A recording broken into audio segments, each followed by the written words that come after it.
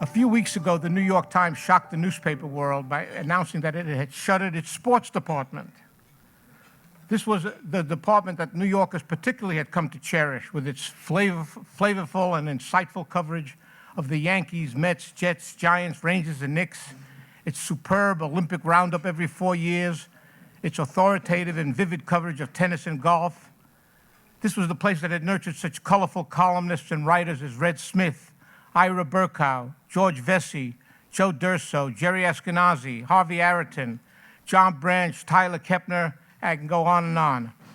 Of course, New Yorkers had for years noticed that they could not find out in the morning what happened to their favorite teams the day before, particularly amid the wall-to-wall coverage of curling and cricket. And they noticed that online more attention was shifting to this upstart that the Times had acquired for $500 million, The Athletic. Some saw the department's elimination as a concession to the age of the internet, where scores and statistics were instantly available on various websites moments after a game. Others said it was a union-busting move. Still others thought it was an attempt to seduce athletic loyalists to buy Times subscriptions. Whatever the reason, the implications go far beyond the Times and far beyond sports departments. So to bat around such questions, we have a stellar panel of 3 refugees from the golden age of Times Sports: Ira Berkow, Jerry Ashkenazi, and Harvey Araton. When I call your name, step up. Chicago-bred Ira Berkow. I use that because it's the beginning of a Saul Bellow novel about Augie March. And Ira knows Saul. Knew Saul when he was alive.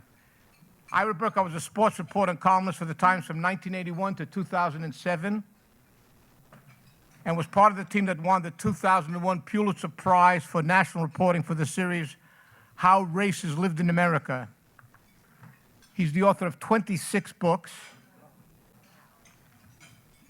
Now, Gerald Ashkenazi, a City College alumnus, had a 46-year career as a Times sports reporter, and his 8,000 bylines is the second most in Times history. The author of Hockey, A Thinking Man's Guide to Pro Hockey, and other books, he lectures on sports and media. Step up, Gerald.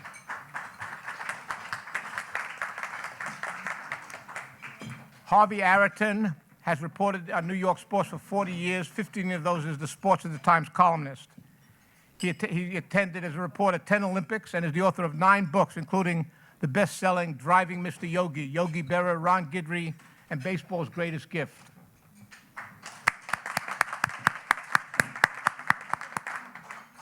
The pitcher will be Neil Best. He's going to pitch questions at them. Neil is a Long Island boy chick, worked for 2 years at the Anchorage Times in Alaska, which must have prepared him for the Winter Olympics. Then he joined the Newsday sports staff in 1985 and has been there ever since. Covered New York City high schools for 5 years, St. John's basketball for 5 years, the New York Giants for 10 years, and for the past 18 years, a little bit of everything, with an emphasis on sports and media and business. So take it away, Neil. You'll take over here. You didn't mention my list of books, which is none, so I'm a little behind these guys.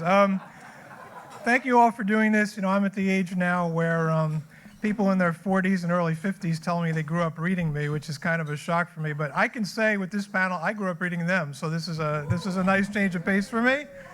Maybe Harvey less so.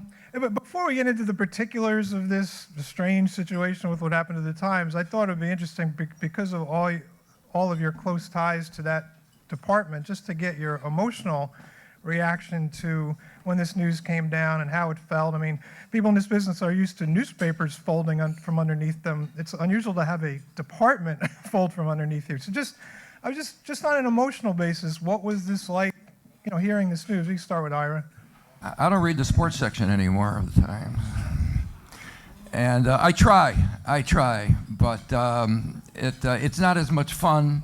And then for myself and working there, and usually I would, I would pick up the paper and then go almost immediately to the sports section. You look at the front page, you see if there's any sports stories on the front page, A1, and then you go inside, and the stories. I was at the Times for 26 years, and the stories abound. And you mentioned Red Smith, Red Smith died in 1982, and all of us at the paper were assigned to do advance obituaries. And Red Smith had been assigned to do an advance obituary on Jack Dempsey, the great boxing champion. And Jack Dempsey, Jack Dempsey died in 1983, but Red died in 1982.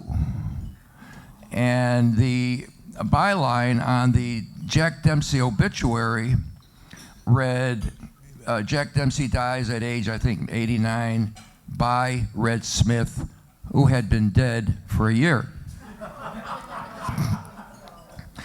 And the sports editor of the Times at the time, who hired me and is as good a sports editor as could be, was Joe Vecchio. And Joe Vecchio and a couple of the writers were at the paper in the sports section at that time, at that moment, when the obituary appeared in the Times. And Joe held up the paper to the several sports writers and said, Red Smith wrote better dead than you guys did do alive. And Joe's wife Elizabeth is here. Hello.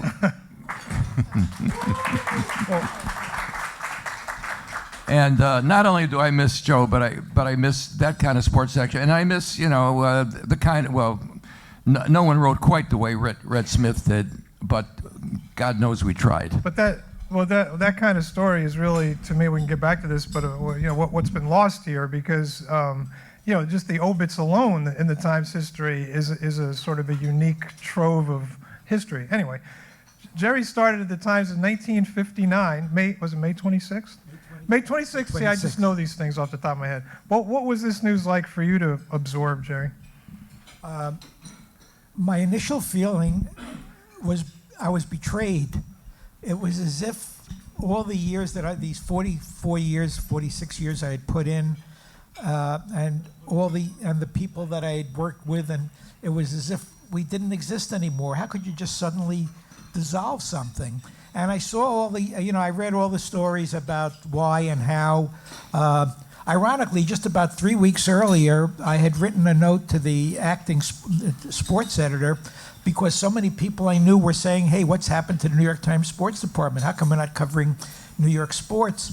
And he told me that more than 50% of the New York Times readers are not New Yorkers. So did we abandon them as well?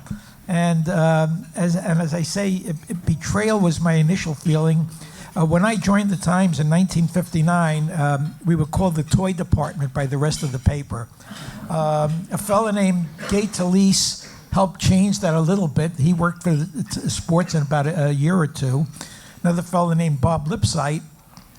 And then the Times sports department was no longer the toy department. We were no longer the repository for reporters who couldn't make it in other places.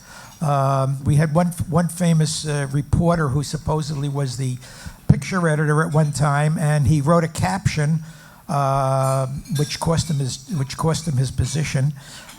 It was about Mrs. Astor and a flower show, and it said Mrs. John Jacob Astor, comma, left, comma, and her prize geranium. So this was the department I went into.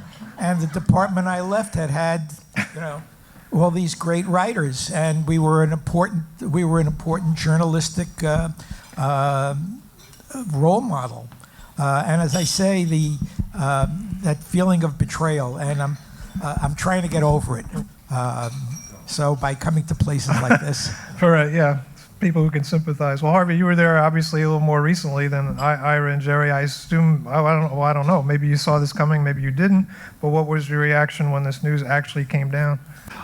So yeah, I left the staff in 2017, but I continued to contribute as a freelancer for pretty much right up until I want to say late spring, and the announcement was in July, and then the conversion to The Athletic was in September. So yeah, it stung because I was still actively participating. I would get these emails every once in a while. Hey, you want to weigh in on the NBA Finals or one particular thing or another? And so, you know, on a personal level, both, well, on a professional and personal level, it was really hurtful. But I also saw it coming. I mean, anyone who tried to read this section over the last several years could see that something was going on between the masthead and the people who ran sports. I mean, there was a lot of stuff about, you know, allegations from the Guild that the Times murdered its sports section, but I kind of look at it as almost like an assisted suicide because, you know, it was mentioned earlier, some of the stories. I remember just like a couple of months ago, before the transition, there was one edition of the Times Sports section that had a story on Ugandan distance running and dart throwing in the same section. I'm like, what is this? I more or less started reading it. I still read it every day just to see how incredulous I would be.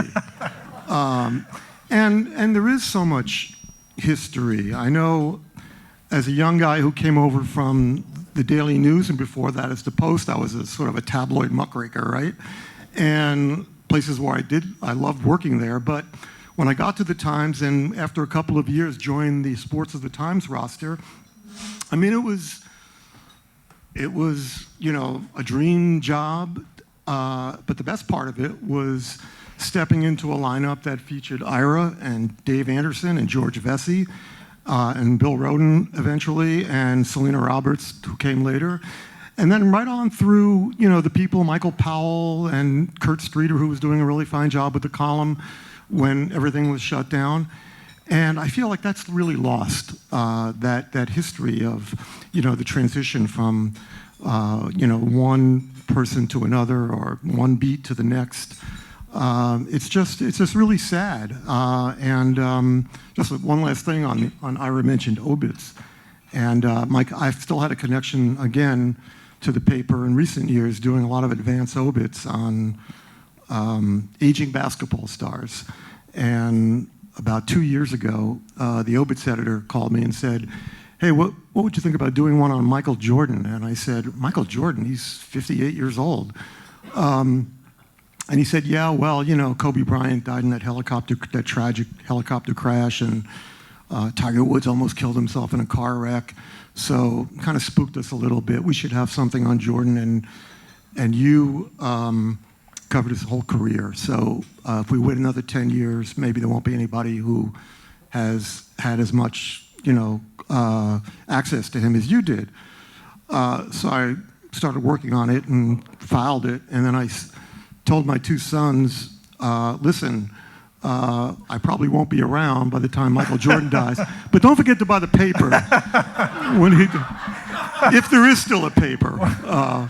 We know there won't be a Times Sports section, but hopefully there still will be a print newspaper or a newspaper with an obit in it. So, well, anyway. I mean, I'm in charge of Newsday's advance obits, and you know, Newsday's only been around since 1940, and I frequently find myself doing, for obits or historical pieces, where are you going to go? I go read the Times, and I could be writing something from 1872, and I'm reading the Times. So all that is lost. But now, all that being said, and how I think we all have similar feelings about this, does the Times have a case because of what Jerry said? You know, the New York in their title has become somewhat coincidental at this point, and they have readers all over the world who care more about Manchester United than the Yankees, or you know, about the World Cup, Olympics, whatever. Do we sympathize to a point that they're in a tough spot covering sports, you know, locally the way they traditionally did because of just what they are now? You know, one thing I don't understand is that a few years ago, the Times stopped running baseball box scores. Now, a baseball box score is a gem. I mean, it tells you your whole story about the game itself. And it was fun to see so you had to go to the Post or the News or Newsday for the box score. And or now, of course, you go to ESPN on your computer.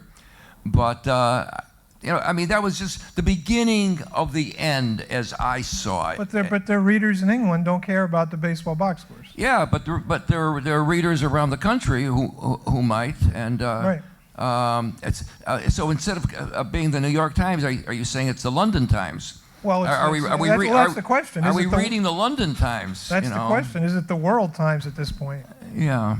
I think it's a juggling act. And when I think of journalism, and my youngest son corrects me on this, it's not just newspapers. Journalism isn't what we all grew up with here. So what's the new reality? Is the new reality the fact that the papers are looking to see how many people read the online stories, and that they might get more hits with Manchester United than they do with the New York Yankees? Does that make it right as far as the daily print is concerned? Well, maybe we're all old-fashioned and think that the print should carry the day.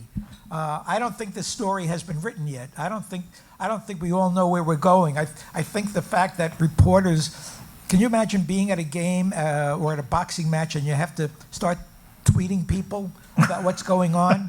You know, they talk about journalism being the first draft of history, but the first thing you see with your eyes, is that what you want to tell people about? You know, so don't you want to be able to sit back and reflect a little bit? So like I said, I don't think that this story has been written yet, and I'm not sure where it's going. You know, I just think about the columnists anyway, and you go to the New York Times, the opinion page. They've got 8 columnists, and you read them because you want to see what they have to say, and you follow them. And the same was in the sports section, and that is gone. So just think of eliminating all of the columnists on the opinion page of the New York Times. That would be news. Harvey.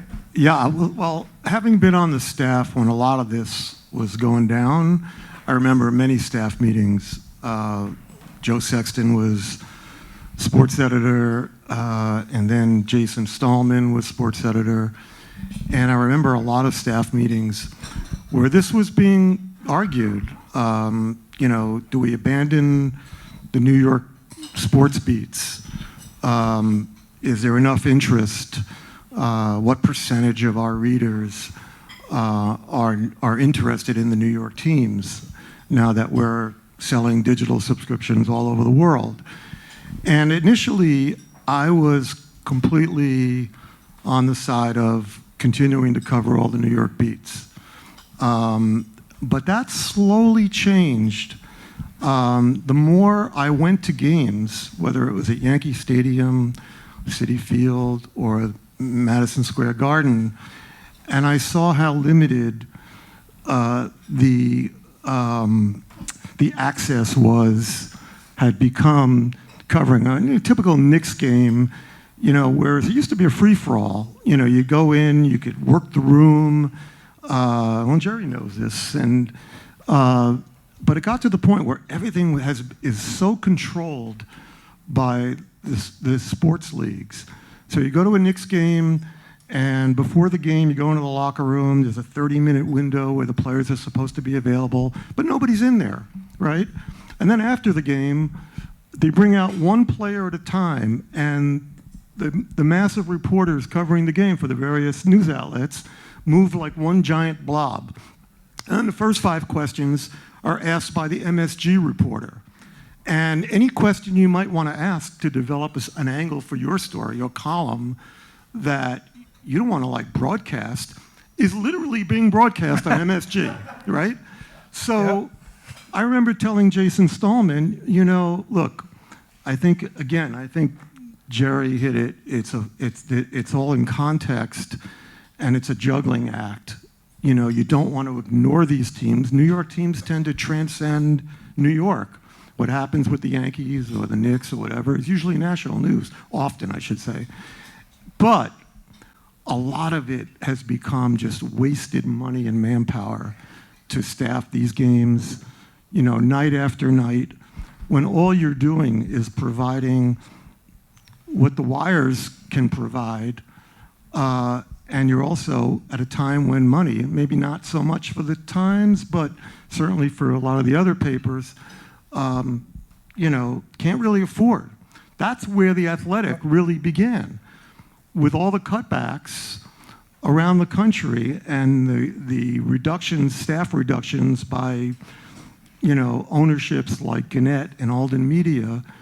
The Athletic was founded to do all the things that newspapers weren't doing, which is to staff every team, you know, major professional sports and college team, and provide this all-consuming sports news service that would really reflect the way young people go to journalism. I teach at Montclair State University, and a lot of times in my classes, whether it's a column writing and analysis class or a sports media and society class, I'll ask these kids, like, who do you read, right?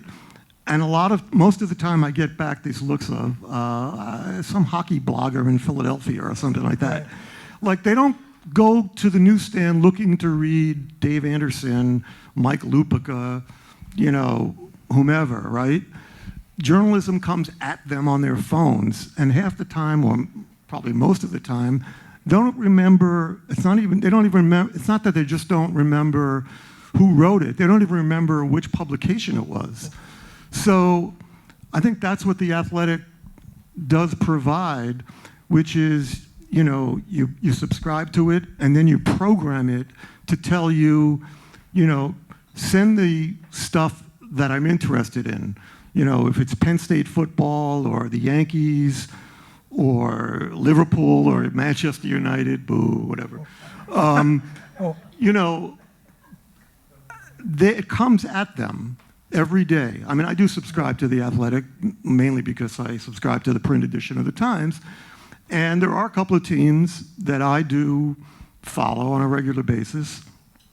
And the first thing when I log on, that's the news that I see first. Is that better in the long run? Because as Ira said, you know, you're not opening the paper and seeing, you may see something that you're not necessarily, you know, you did think you were interested in, but because George Vesey wrote it, and because George was a wonderful columnist, you know, it made you interested in. It's sort of like, you know, sort of politically in this country, people go to the network not to learn, but to reinforce what they already think. And, you know, that's just the times we live in. Well, first of all, everything Harvey said about the way things work now is accurate, since I'm still on the front lines every day, and that's all true and all very frustrating. But I just, as a reader, I want to talk about The Athletic more with all of you. But the thing about the not covering the New York teams, to me, they could have found a middle ground in covering stuff as essentially a national daily sports section, as opposed to the weird stuff. Like, to me, the problem as a reader was the Times, it was almost like sports was beneath them, essentially, and they were telling sports fans, some of whom like their other, you know, content, that, yeah, we're not interested in your silly little games. We're just going to do esoteric features. There had to be a middle ground somewhere. Anyway. I'm aware that for a long time, people didn't read the newspapers. And one example, and so this is not necessarily a new thing. I'm not sure where they got their information, sometimes television or radio, but one time I was in the Yankee locker room, and I was interviewing or talking to Dave Righetti, who I had a good relationship with, because when he was sent to the minor leagues, I went to do a story on him in Columbus, Ohio, when he was playing for the Columbus team. And if you have a relationship with somebody who is in the minor leagues, comes up to the major leagues, you have a relationship with them forever, it seems. So anyway, now he's back up with the Yankees, Righetti, left-handed pitcher. And I went over to his locker, and I asked him a question. And he said, Ira, he said, I'd love to answer the question, but you look around in the clubhouse and these guys will see it in the Times, and I'll really get in trouble. And so the best thing that a writer could do at that point is nothing. So I looked at him, he looked at me, I looked at him, he looked at me, and then he said, these guys don't read the Times, I'll tell you.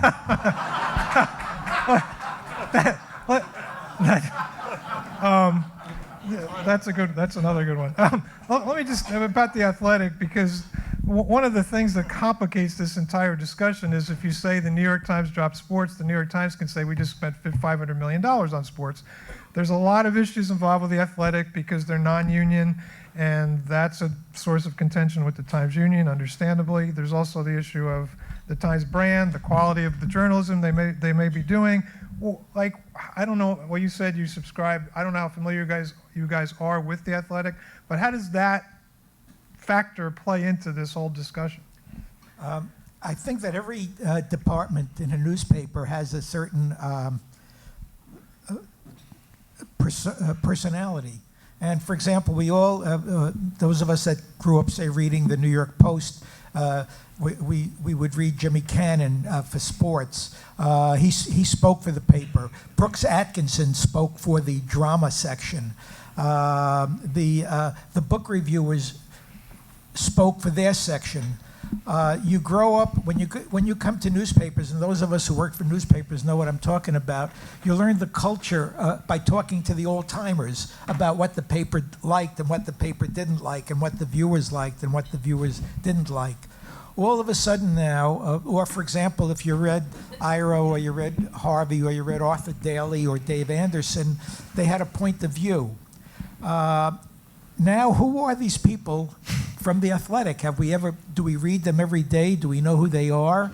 Do they know who their readers are? It's sort of out there. I mean, they're all professional and they're all very talented in what they do. They don't represent the New York Times as far as I'm concerned, because I don't think they grew up with the culture of the New York Times. They didn't grow up with the culture of New York City necessarily. And this is a problem. If you can imagine, for example, having your Broadway shows reviewed by someone from Chillicothe, Ohio, every day, you know. And so this is a whole new world. And as I said before, I'm not sure where any of it is going. Right now, I don't like where it's at. But that's why, you know, Harvey made the good point in terms of the way media is consumed now. Is you and I completely agree with everything you just said, but to Harvey's point, I think younger readers, it's like it's almost like information is just sort of in the air. They don't think about where it came from, which is not a healthy thing. Well, I'm sorry. I just want to correct Jerry that I'm familiar with Chillicothe, Ohio, and it's there's a thriving play situation. Can I just add something to the point about the content when it kind of went off the rails? Because I said that, you know, I kind of agreed with the New York teams no longer, you know, to cover on a daily basis. Because if you look at, you know, I know we still get a lot of complaints on the Times Facebook alumni page. You know, where's my Giants story? I just want my daily Giants story. And I was like, well, look, you know, that's all well and good, you know, the Daily News is providing it, but has anybody taken a look at the Daily News lately? It's not particularly a thriving business at this point. So I think the Times did have to change. Where I think it went off the rails was in how it chose to change in its coverage of sports. And somebody mentioned something on that Facebook page, the alumni page, that I thought made a lot of sense, that about 10, 11 years ago, the Times terrific reporter, John Branch, did a Pulitzer Prize-winning piece called Snowfall. And it was a fantastic piece about an avalanche that killed a bunch of skiers and stuff. And it was really the first time the Times really poured all of its resources, you know, all the bells and whistles online into one particular project, certainly for sports. And I mean, it was a magnificent presentation, you know, even more powerful online, obviously, than it was in print. And they devoted an entire section. It was a special section because the story was so long. But somebody made this point that the Times, like, that was the best and worst thing to ever happen to the Times sports section, because they went from that to thinking that any kind of, outdoor recreational story, was what people wanted to read. And it got ridiculous. I mean, it seemed like every other day for over several years, you guys, having read the section, I think would vouch for this. The front page, what we call the dress page, would be some kind of hang glider or aerial skier framed against a cloudless blue sky. They were in love with cloudless blue skies, right? And, it got to the point where you looked at it and you said, just turn a page. So, again, that snowfall thing, I think, kind of gave them this false sense of what it is sports coverage should be in this new era. When the truth of the matter was, it should have been, as Ira said before, instead of cutting back on Sports of the Times columnists, they should have been maintaining what they had. At one point, we had like 6 of us. Now, maybe that's a bit much these days, given budgets, but they cut it back to 1, and then they wouldn't even, during the Michael Powell and Kurt Streeter recent years, they wouldn't even press them to write more than once a week. So you might as well not have had a Sports of the Times column if it was only going to run once a week. That's what one of you guys called it assisted suicide. That's what's the shame about this whole thing. It was really, you can understand getting rid of box scores and not worrying about, Nets practices, but there was an opportunity there to do it the Times way that seems to not have been taken. Before we run out of time, we could talk about the contemporary stuff because it's very complicated, but you guys have such a trove of stories. I don't want to miss opportunities for old stories that we enjoy. You want to tell your Lou Boudreau story? Your Lou Boudreau bit?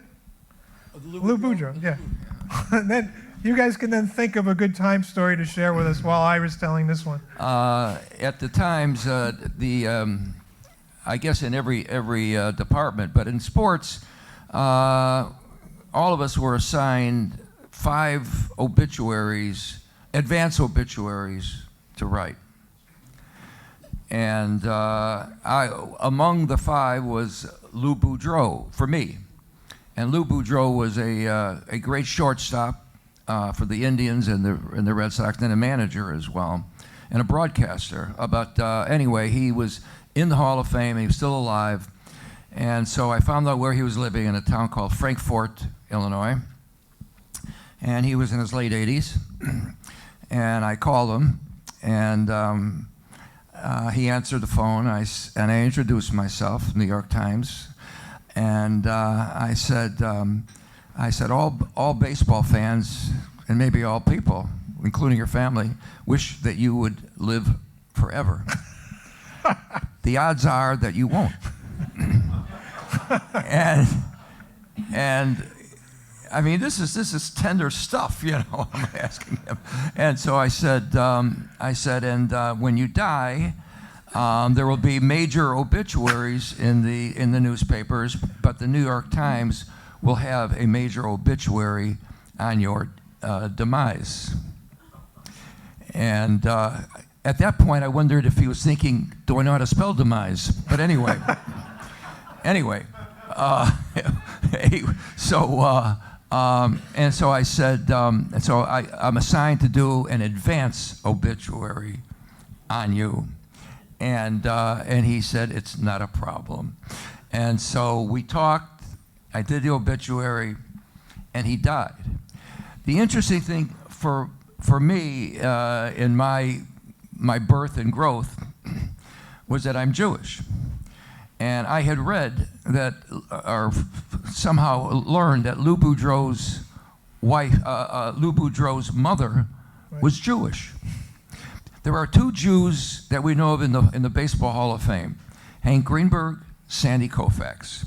Well, I now propose a 3rd, and so I said to Boudreau that I understand that your mother was Jewish. And I don't know where I found this information, but anyway, he said, yes, she was. And my parents broke up when I was very small, and I went to live with my father. But I used to go to my mother's house with her parents for Seder's. And so this is, there aren't that many Jews running around in the Hall of Fame. There are two. And so now there's a third. And so I wrote it, and I don't know who was the editor, and I never asked of the obituary, doing that obituary. But they took out the fact that Lou Boudreau, his mother was Jewish. Wow. And so I didn't correct him, but in my heart of hearts, I know that Lou Boudreau is the third Jewish Hall of Famer.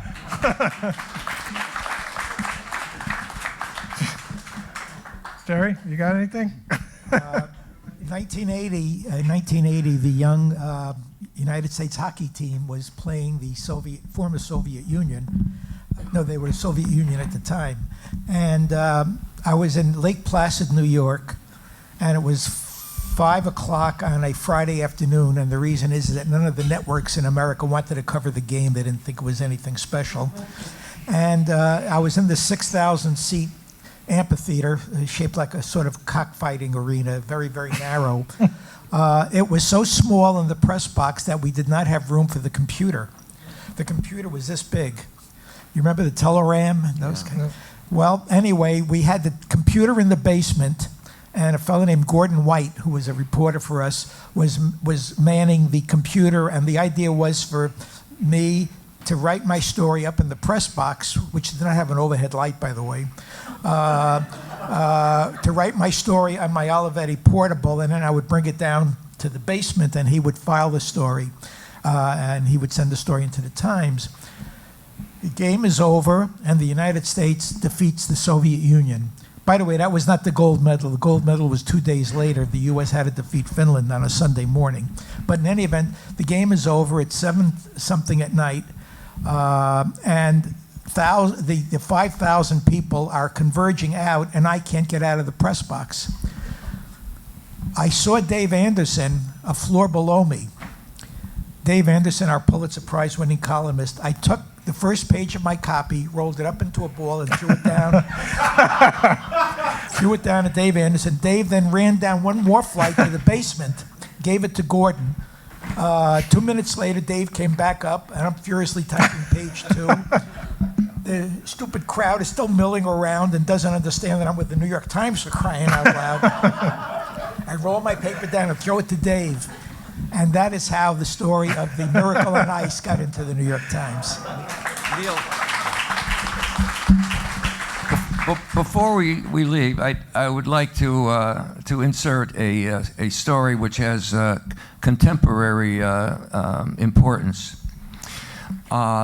Dave Anderson, which it reminded me, Dave Anderson and I were going to Atlantic City to cover the Tyson Spinks fight, a heavyweight championship fight. And Donald Trump was hosting a dinner before the fight for about 100 people. And he invited Dave and me, and we both knew him. And so Dave said, inviting us to dinner, and we're not, at the Times has a policy of not taking anything more than $25. And I said, there's no question that Trump's dinner will not be worth $25. So Dave and I go, and we have the dinner, a little slice of beef, I think it was, and maybe one little potato. I'm not really remember exactly what it was, but anyway, we see Trump, and then he was married to Ivana. And I said, Dave, I think that we should go over and thank Trump for dinner. And Dave said, that's a good idea. So we went over, and he saw us, and he said, Ira, I'd like you to introduce you to Ivana, and Dave, I like this Ivana. And I said, I thanked him for dinner, and he was humble about it. And this was at the time, you'll know, when he had just published The Art of the Deal.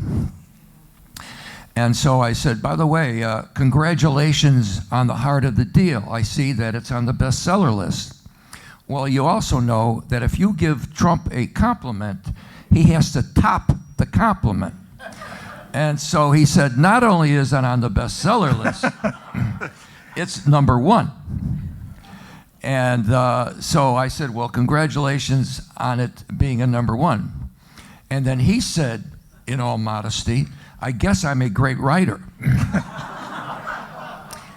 Dave Anderson said, the book was written by Donald Trump with Tony Schwartz. And so Trump said, I guess that makes me a great writer. And Dave said, I guess that makes Tony Schwartz a great writer. And Donald said, Ivana, we have to see some other people, excuse me. Okay. Harvey, we got time for a Harvey story if you got one, Harvey. All right, I'll tell just a very quick one about an obit, and then another one that will also be quick. In doing some of my recent advance obits, I was assigned to do one on a former Nick named Jerry Lucas. Ira knows his story because No, I know Lucas. Yeah, and Jerry was a strange guy. He had these incredible mnemonic memory skills.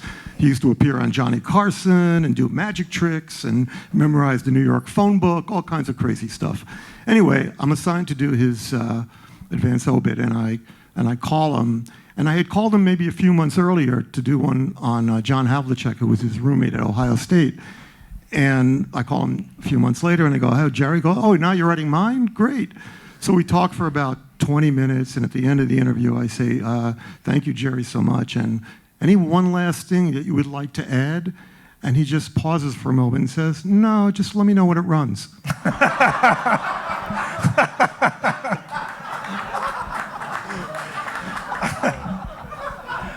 So the other story I have that is kind of comical, and it's kind of illustrates like what working for the Times in the sports section was like for me, coming from the tabloids where we really covered the heck out of New York. The Times, even back in the 90s, had a more of a national or international focus. So I was covering the Dream Team in the 1992 Barcelona Olympics.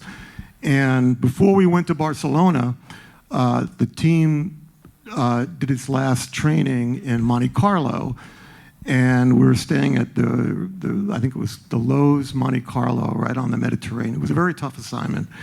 And so I wrote a story from there about the coach, Chuck Daly, who was the Detroit Pistons coach, and a very dapper guy. I mean, he's got a full head of hair, looked a lot younger than he was.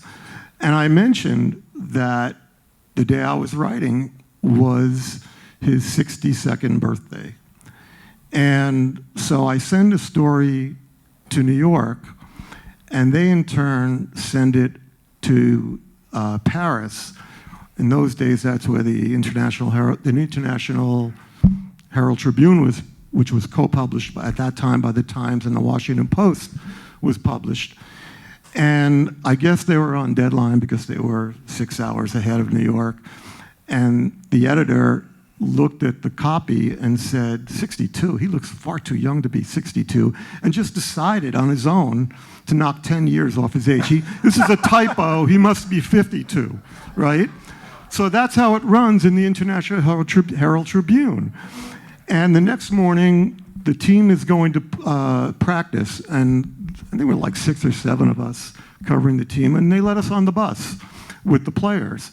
And I get on the bus, and Chuck's sitting in the first seat on the right-hand side, and I get on the bus, and he grabs me, turns around to the team, Michael Jordan, Larry Bird, Magic Johnson, hugs and kisses me on the cheek and says, "This man is my hero."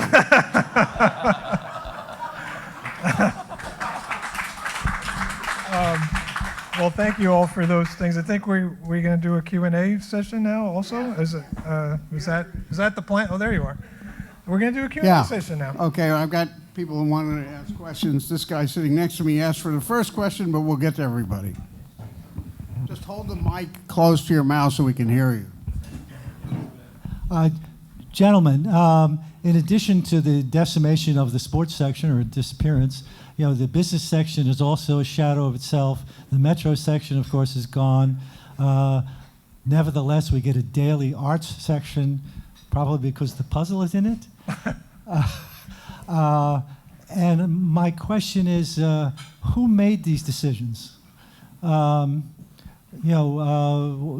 Dean Baquet decide to kill the sports department, or Joe Kahn? And was there pushback?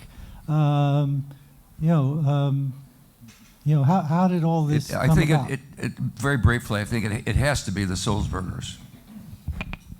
Not Carolyn Ryan or... I mean, they're the bottom line on it, and someone else may have come up with some ideas, but the Sulzbergers are right off on it. From what I was just picked up little tidbits, there's a woman in my town who used to work at the paper, Jody Rodoran, who now is the editor of The Forward. And we had breakfast a couple of years ago, and I remember her telling me that at the time there was some rumors about the Athletic and the Times purchasing it, and I was like, really? What the heck are they do with that? What will they do with that? And she said, no, it's serious. She was on, before she left the paper, she had been on the exploratory committee, and she said, that the purchase has to do with the Times had, I don't know, $1 billion plus in their cash reserve, and that I guess I'm no business expert, but that the recommendation is you don't sit on a lot of cash, you try to invest to grow your business. And they had done pretty well with, what is it called, a wire cutter, Yeah. And so someone in the family, the word is I forget the guy's name, one of the nephews or something, had been pushing for the expansion of sports in some way, and that led to the $550 million purchase of the Athletic, which, the two guys who started it were hedge fund guys, and I got to believe they laughed their way all the way to the bank, because the Athletic has not, to this point, in any single quarter of its existence, failed to turn a profit. It's been losing millions in every quarter. Eventually, if it continues like that, there'll be major cutbacks to the staffing level. The Times now has, in effect, a sports staff of over 400 people. That's not sustainable unless they figure out a way to turn that into a profit-making enterprise. First of all, you guys didn't mention Neil Amdur, who was among the sports editors. Is he here? No, he's not here. Oh. Anyhow, my question had to do with was some kind of a conflict between one side of the family and the other. And one side of the family, distant, maybe the nephew, actually owned the Athletic. No, that's not true. It was owned by two hedge fund guys who, ironically, in a story done by Kevin Draper, I think, who was the sports media guy, when the Athletic was just launching, they were quoted saying their goal was to put every sports section out of business. That they would bleed them dry with the best people until they put them all out of business. Well, they succeeded with the New York Times sports section. But just your point about Neil Amdur, when the closure was about to happen, the newspaper guild decided to put out like a farewell page about the sports section closing, and they asked me to write a column for it, and I focused on the decade that I got there, which was I got there in the early 90s, and this notion that the Times was always a well-written but kind of slow to the news kind of section. I felt like it was important to say that in the early 90s, the masthead invested a lot in the Times. When I first got there, we went to a 7-day-a-week standalone section. New reporters were hired, and I think, from then on until this whole change of philosophy, I thought, we competed really well with the tabloids in terms of the way we covered the beats and covered national news. Neil did a fantastic job. And I think sometimes that gets overlooked. And in many ways, I think the Times created the blueprint in the 90s for the modern sports section, because we covered the beats in New York, and we also really set a standard for, I thought, big event coverage, the Olympics, the World Cup, the Final Four, the Super Bowl. We threw incredible resources at those big events. And I think that's become kind of, in effect, what The Athletic is trying to do now on a national level. That's that early 90s to early 2000s era. Yeah, as a beat writer in that era, we took the Times completely seriously in terms of day-to-day competition, just like the tabloids. So everything Harvey just said is true. I mean, when you talk about some of the names that have come through there, Buster Olney was a baseball. I had Buster Olney on the Giants beat with me. That was an experience. Selena Roberts covering the Knicks. I can vouch for the fact, having been a columnist in those days, that when you were in the Knicks locker room, and a lot of the other beat reporters always had their eye on where Selena Roberts was or Mike Wise, because again, in those days, it was much easier to work the room and develop sources, and everything wasn't, a televised event on MSG. Firstly, thank you. This was terrific.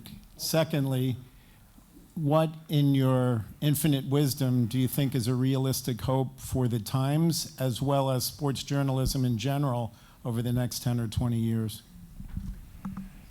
I can imagine that other papers might follow the direction of the New York Times and begin to cut back, if there are any papers left, cut back on their coverage of sports, and maybe rely on something like the Athletic, and the Athletic just may begin to turn a profit at some point.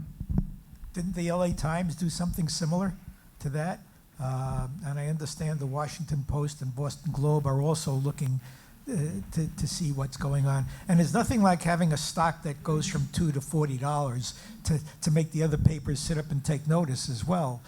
We have 5 million subscribers now, I think, online, and I think 1.2 million papers. So that's going to, I think that logically, since other papers are always looking to the New York and the New York Times in particular, I think that the success of the New York Times is going to influence what papers do around the country. So we may have this discussion again in a couple of years, if not sooner. Not about Newsday, I hope. So Jerry, you're number 2 in bylines at the New York Times. Yes, and I know what you're going to ask me. Is Murray Chass number 1? Yes, Murray Chass, who was the baseball guy, was number 1. And Murray, some years ago, had a brain tumor.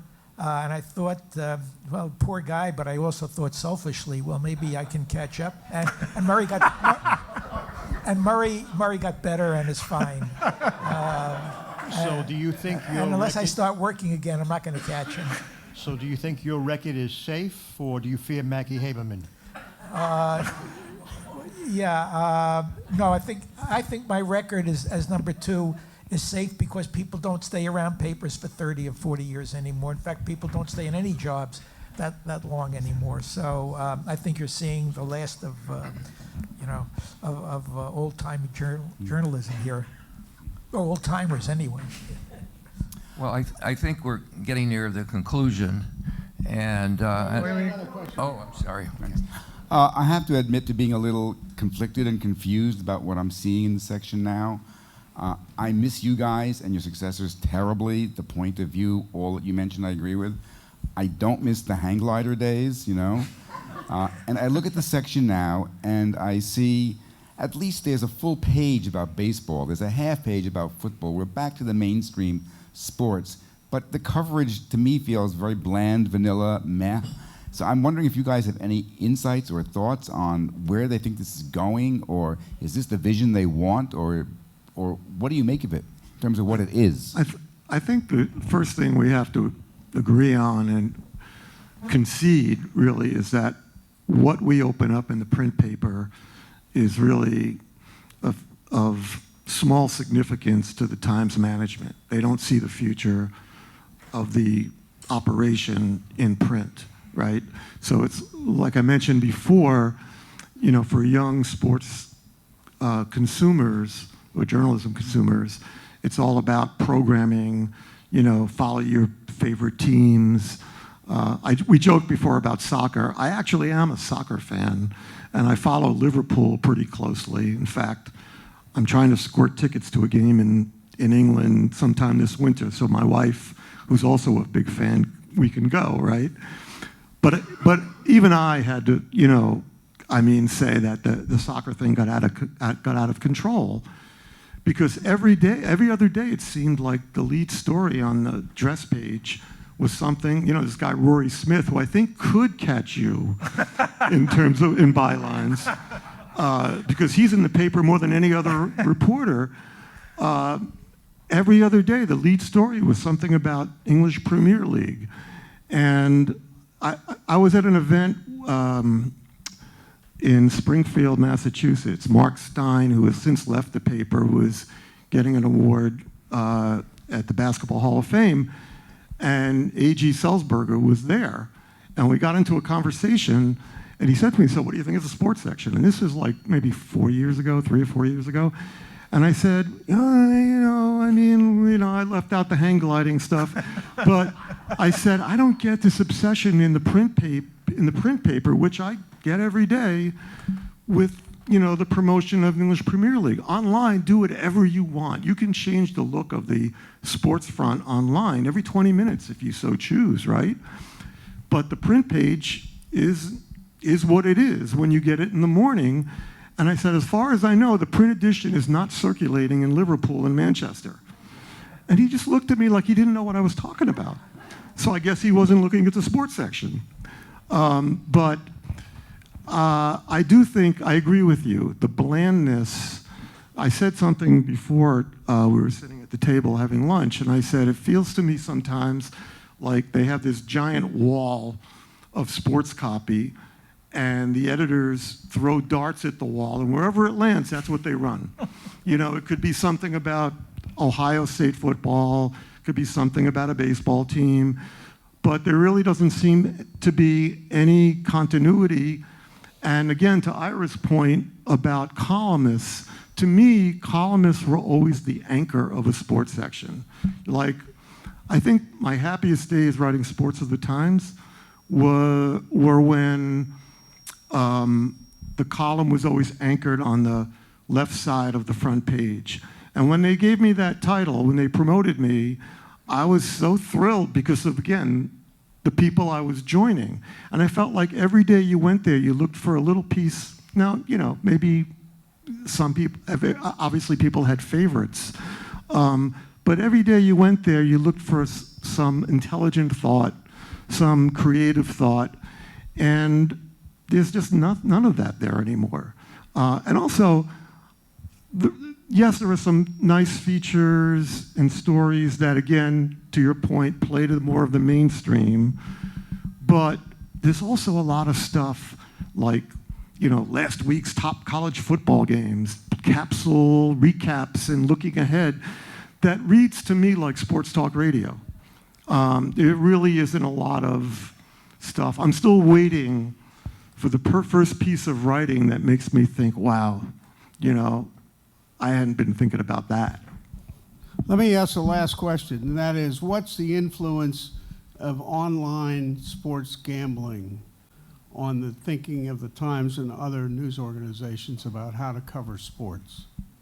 there are announcers that are actually also working for the places like FanDuel and some of the other gambling operations. Now, how you can make a living being paid by that, I don't understand. New York Magazine recently did a story about some guy who's got a couple million followers on Twitter, and he does basketball and that kind of stuff. He's also paid by them. I don't know if any of you have ever been to a Gamblers Anonymous meeting, but I did a story many years ago, and what was disgraceful about this meeting I was at was that the people lied to their spouses, they lied to their children. Gamblers will always lose money, no matter what. And football always separated itself from baseball. The reason we have a baseball commissioner is the fact that there was a gambling scandal in the so-called Black Sox scandal, and they hired a commissioner. Well, now baseball is embracing gambling. The Super Bowl is going to be in Las Vegas this year. I want to see how that's going to work out. So I think that we haven't seen the end of this whole thing about what's going to happen. But if you see all these sports heroes on television promoting gambling, you can do it on your cell phone. So this, like I say, we haven't seen the end of it, but I don't see a good ending. Neil, I think we're near the conclusion. And for my part, I just wanted to end my Marilyn Monroe story. Okay, we're intrigued. Joe DiMaggio and Marilyn Monroe got married in 1954. And when they came off, and their honeymoon was in Tokyo. And when they came off the plane, some of the army brass met them. And they asked Marilyn if she would go to Korea to entertain the troops for one afternoon. This is on her honeymoon. And so she asked Joe, and Joe said, sure, go ahead. Okay. So now Joe is in his hotel room, and I remember this story, and I was with Joe DiMaggio on Old Timers Day, and we had lunch in the press room at Yankee Stadium. And then with him, I was walking from the press room to the Yankee dugout. And I was always curious about this story with him and Marilyn Monroe going to Tokyo and so forth. But we all knew that you can never mention Marilyn Monroe to Joe DiMaggio, because he will stop talking to you and it will end any relationship that you had with Joe DiMaggio. But I took a chance. I took a chance. And so now I'm walking with Joe to the dugout, and I said, Joe, I heard a story, and I was just wondering if it's true. And he looked, and it was about Marilyn Monroe and you. And he looked at me askance. And I said, supposedly, when you okayed her to go to Japan to entertain the troops, and when she came back, and she came through your hotel room, now I'm talking to DiMaggio, and so I said, when she came through the hotel room, supposedly you said, how'd it go? And she said, Joe, you've never heard such cheering. And supposedly you said, yes, I have. Did it happen? And he said, yes, it did.